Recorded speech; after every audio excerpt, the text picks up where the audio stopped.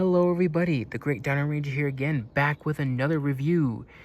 Today we're going to be taking a look at the Jurassic World Survival Wild War Afrovenator. So this is another figure that I got for my birthday, and yeah, this is a brand new species from Mattel, so a brand new species that I'm interested in adding to the collection, because you know me, I like to have one of each species, or at least every single species that Mattel makes in my collection. So I had to get this Afrovenator, and this one looks really cool. I really love the sculpt in this one and the colors, so I'm really excited to get a closer look at it. Brief look at the packaging. It's your standard Wild War packaging for the Jurassic World Survival line. You got the Jurassic World Survival title, the Jurassic World T-Rex logo, Ember right there, and you got Wild War Afrovenator, the jungle in the background, the little caution tape right there, Jurassic World right up there. Here on this side it says Jurassic World, and on this side Jurassic World, and then here on the back it just shows you a cool little render of the figure. Has a light up attack. It says Wild War Afrovenator, and then here it says some facts up information and the others in our lineup. So like I said, not interested in the Ceratosaurus as of right now. We just got to take a look at the Pteranodon, so go ahead and watch that if you haven't, as well as this marine reptile, which I did beforehand. So yeah, check those out if you guys haven't. But yeah, that's basically it for the packaging. Let's go ahead and take a closer look at this new species. Alrighty, so here we have the Wild Wars Afrovenator out of the package. And hopefully you guys can hear me when I'm doing this review, which is separate from when I did the package overview. It is a little bit windy here, so hopefully you guys can still hear me. But anyways, here we have the figure out of the box, and the only bit of assembly is just attaching the tip of the tail to the rest of the body, and that's pretty much all you have to do. So yeah, this figure looks really cool looking. I really do love the design on this dinosaur, even though it's not 100% accurate with what we know about Afrovenator, because the real standout to me, other than the electronics, is the crest on top of its nose, which is not very accurate to Afrovenator. So Afrovenator is I believe it's a megalosaur from, I think it's either the Jurassic or the Cretaceous, one of those two. And I think it lived in Africa. But out of all the pictures that you can find online about it, basically portrays this dinosaur without a nasal crest.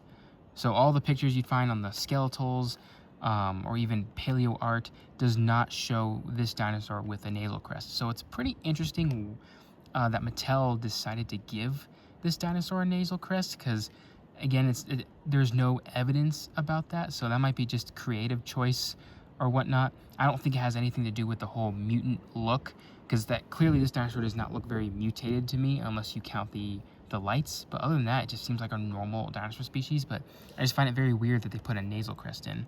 But that's like my big standout to me, other than, you know, the rest of the detail and the colors and whatnot. It's something that I just find very interesting.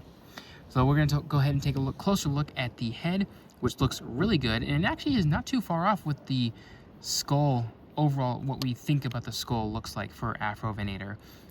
So that's really cool. Mattel pretty much got it, not on point, but it looks pretty similar to what we have images of anyway. So I really do like the shape of the skull. The eye looks really good. You can see all the little creases in the skull itself. You know, it is pretty shrink wrapped. You can see the little nostrils right there. Now the color of this dinosaur, I don't have a problem with it, but it might be just the plastic that they use too.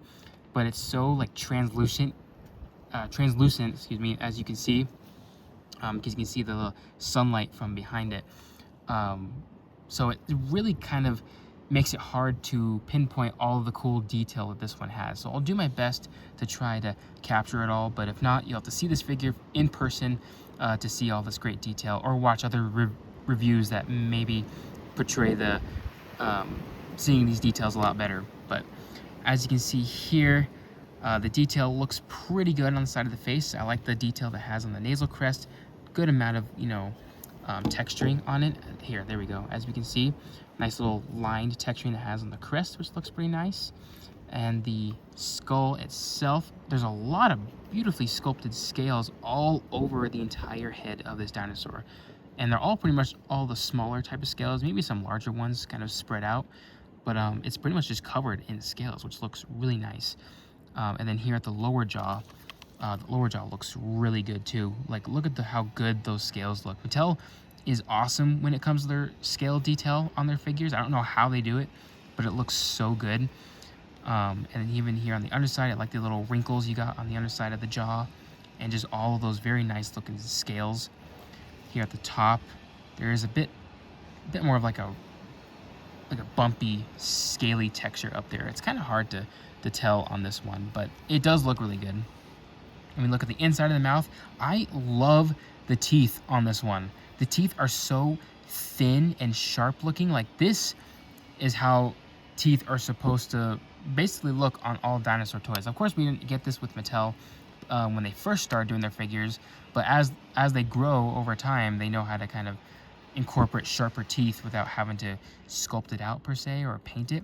So these teeth look really good in terms of size and shape, and then they're molded in that rubbery material, so they're not painted and they're very soft, so you can have this guy bite down on anything and it won't scuff. The tongue looks nice and sculpted as well, nice texture on it as well. The gum flaps look nice and textured, same with the roof of the mouth, which looks really nice. But yeah, I just love how the teeth look here, especially on the lower jaw. Would have been nice to see the gum piece where the teeth are attached, would have been nice to see that painted, but it's not the end of the world. And I also like how this dinosaur, Mattel favored this one to have lips. So it closes its mouth and no teeth are exposed. So pretty much more of an accurate look for these dinosaurs. And you can see the teeth, how they just kind of line up pretty nicely on the inside, and they're pretty much covered in lips whenever you close it. So that is really cool. I love the face on this figure. Moving down the neck, you got some nice little wrinkles on the neck as well, and some very nice scales all over the body or the neck here. You got some medium ones spread out there and a bunch of smaller scales, which look really nice. And here along the bottom of the neck, or at least the throat, you got some feathers going on here as well, which looks really cool. Kind of gives it a really cool, unique silhouette. So I really do like that, and they look pretty nice. They're not like heavily detailed like other feathers that Mattel likes to do, but you can tell they're feathers, so that's pretty cool. And you got some more scales along the underside as well. And then we get to the body. Maybe we got to try this side. There we go. You can see all the nice scaling that you got here on the neck, same with the top of the neck, which looks really nice. And then here along the side, which looks really nice as well. Nice amount of scales sculpted throughout the rest of the body, and nice amount of muscle definition throughout the skin as well, which looks really nice. Gives it more of a naturalistic look to it. You can see some nice little wrinkles along the neck and the body as well, to kind of give it a bit more of like that reptilian look. And as you can see, the scales pretty much go through the entire body, even on the underside. It's really hard to capture it with this lighting. As you can see here, a lot of nice tiny little scales sculpted along the underside, which looks really good. Really love how Mattel did that. And that pretty much, those tiny scales pretty much continue all the way down. Well, yeah, pretty much the tip of the tail, as we can see here. Some nice scaling. The arms look really great as well. Nice amount of scales along the arms, along with some cool little muscles showing through as well. So that looks really nice. And the fingers and the hands look really good. I believe it's accurate. So this guy had 3 fingers, nice ridges along each finger, which look really nice, and nice sharp looking claws, which are not very sharp at all, but they look sharp, so at least it gets the job done in terms of overall appearance. So that looks really nice. And then as we move on to the leg, let's see, maybe we'll try this side. The leg looks really nice as well. Really nice amount of scales all over the leg. Hopefully you guys can see that on camera. If not, there are better reviews out there that will show this off better. Excuse that car noise in the background. But yeah, the scales look absolutely awesome on this leg. Mattel did a fantastic job, and you can even feel all the scales as well. They're not very flat. They pop out of the sculpt, which is really cool looking. So yeah, the scaling on this foot or this leg looks really great. I like the muscles poking through the skin as well, And on the feet, nice amount of ridges along the toes and pretty sharp looking claws too. And all the different scales you get on the individual foot. And then moving on the other side, you can see the little dew claw right there. And on the underside, you can see a nice little lined texture on the underside of the foot and the cool T-Rex logo. And here on this foot, you got the scan code. And this leg is just as good. A lot of great looking sculpted detail, as you can see right there. So yeah, the scaling is amazing. I like the little creases you got on the leg as well to kind of give it like it's being folded and crinkled up as it's moving, because it is like in a motion pose. And then the foot over here looks really good as well. And then we move on to the rest of the tail. The tail looks really good. Nice amount of wrinkles in the skin back here. Some folds as it's moving, being stretched and pulled. Some nice little definition and maybe some more wrinkles or maybe some muscles or whatnot of the anatomy going down the rest of the tail. Some nice amount of wrinkles going along the tail, so very reptilian-like. You can see that too on this side, so nice amount of detail as you can see here, and that goes all the way down to the tip of the tail. And here on the underside of the tail, you got a nice row of feathers that start from back here all the way to just about here. So it could have gone all the way down the tail, but I actually like it when it's not fully along the tail, just kind of more clumped right here. But the feathers look really nice too. Again, not like your typical feathered look that we've gotten from previous figures, but they look really good, and you know, you can tell they are feathers themselves. Again, it's kind of hard to tell, but as you can see, I really do like the way the feathers look. So it's a really cool, unique design for this dinosaur. And it's a very cool looking silhouette in terms of where the feathers are and all that. And another piece of detail I really find interesting is look at these large scales here on the top of the leg. And you actually get more of that on the top of the figure, which hopefully you guys can see that. All these large, almost like circular, you know, flat disc-shaped scales along the top of the dinosaur, and as well on the legs. Like you can see on the legs, they look very interesting. The design, the way they look like the kind of texture or the design that you see on the ground when you're in areas of salt flats. So if you look at salt flats, they have like this really cool looking design on the ground. I don't know what exactly caused that. It could have been caused by water or whatever, but I don't know for sure, but this is what it reminds me of. It's just this cool texturing on the ground at salt flat regions. So that is really cool, unique looking skin impressions on this figure. It's a really cool design, and you got a lot of that, like I said, on the top of the figure, as well as some larger, you know, scales. But you got a lot of the cool, unique looking shaped scales, which you could say that maybe they're plate-like in some way, because this looks like it'd be like really tough to pierce through if it's getting scratched or whatnot. But they're very cool looking nonetheless. So yeah, I really love the detail on this one, and I wish it was much easier to show it off on this one, but I think it's just the plastic that they used, and of course maybe my lighting that doesn't really show very good, or doesn't really do a good job at showing it. But the detail is really great on this figure. I love it. In terms of the colors are very nice too. I like the orange look with the black stripes. Reminds me of the tiger raptors from the Lost World, which are one of my favorite color palettes for a raptor in the Jurassic movies. So you got like this reddish orange color for pretty much the entire body, which looks really nice. And this nice little maybe like a beige yellowy color, maybe like a sandy color for the lower jaw, and a little bit of that down the neck, and then it pretty much ends right as where the feathers end. So it would have been nice to see that go down the entire length of the underside of the body. But that's pretty cool. I wonder if the feathers would have been a different color though, if they added more paint to this. But the inside of the mouth, the roof of the mouth, the gum flaps, and the tongue are all molded in a pink, fleshy color, is what I was trying to say. So that looks really cool. At least it makes it feel a bit more complete when they do it like that. And then the eye is like a nice green color with a nice little circular pupil. And then you got, it's not really black, it's more like a bluish color for the markings all over the entire body. So you got some cool markings, kind of like striping down on the face, which looks really cool. Gives it a really cool, intimidating look. And you got more of those stripes or patterns going down pretty much from the neck towards right where the tail starts. So it would have been nice to see a little bit more of that continue down the tail, or maybe some on the legs, but the colors, the striping, the way it looks on here, it looks really good.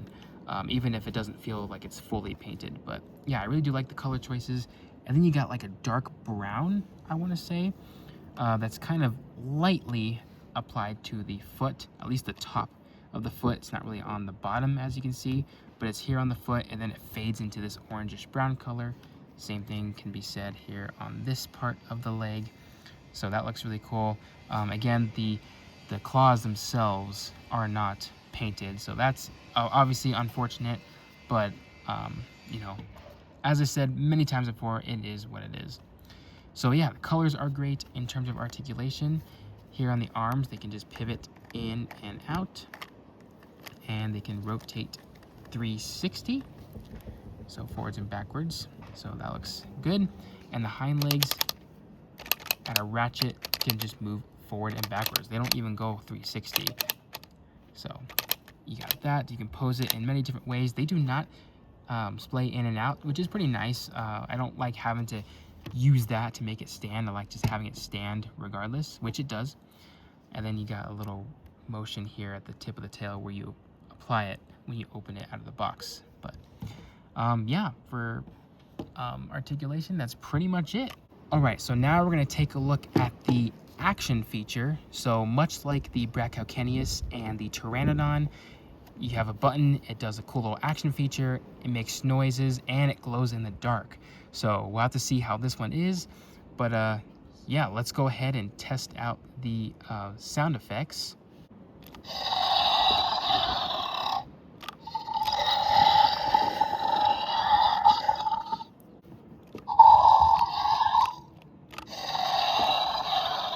So you can see a little bit of some lights going on there, but basically you push the button, the head moves to the right, and then it opens its mouth and it makes some noises. And the noises seem to be Indoraptor noises, because it has like that signature Indoraptor noise that you would hear in Fallen Kingdom, which is interesting. I mean, this was not a raptor at all, so I don't know why they applied those sounds. But again, this dinosaur never appeared in any of the movies, so you gotta basically use whatever you got and just fill in the gaps of certain sounds that would probably work. And if you don't know what the Indoraptor sounded like, I guess the sounds would work, but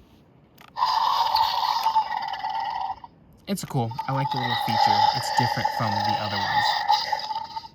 So yeah, so let's go ahead inside and take a look at the glow-in-the-dark feature.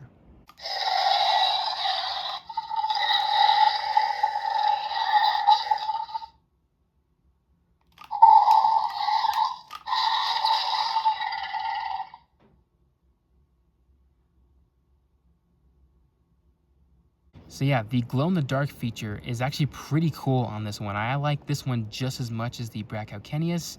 It's probably really close in terms of my favorite, in terms of how it glows. The Pteranodon's probably my least favorite, but this one and the Brachioceneus, the way they glow, it's really cool. I like how this one just kind of stripes alongside these darker stripes, so it's like it mixes in and kind of gives it a whole new color palette in a way. So I really do like that.